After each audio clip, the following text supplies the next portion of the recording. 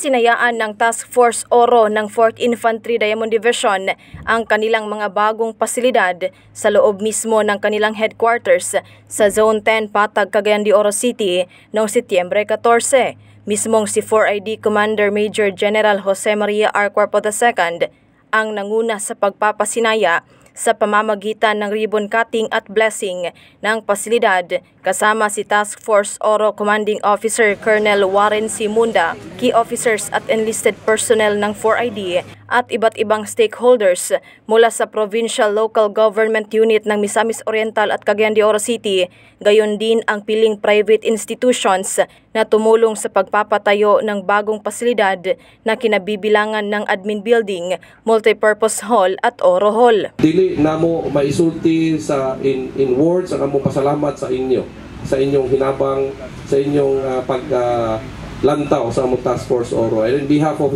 Task Force Oro and the division, ang among pasalamat gid ani. And we look forward na kami baka hatag pa og daghang serbisyo nga abot sa among makaya nga makatabang ta labi na diri sa syudad sa Cagayan de Oro City. Ang nasabing mga pasilidad ay itinayo para sa admin at operational functions na magbibigay sa mga tropa ng Task Force Oro ng mas kaaya-ayang kapaligiran sa pagtatrabaho, makakatulong sa kanila na mapalakas ang kanilang moral at higit pang mapahusay ang pagganap nila sa kani-kanilang mga tungkulin at responsibilidad sa pagprotekta at paglilingkod sa mga Cagayanon. Samantala, binigyang diin naman ni Colonel Munda ang pagkilala sa mga stakeholders ng unit dahil sa kontribusyon at suporta ng mga ito na malaki ang naitulong sa accomplishments ng Task Force Oro alinsunod sa pangkalahatang misyon ng 4ID.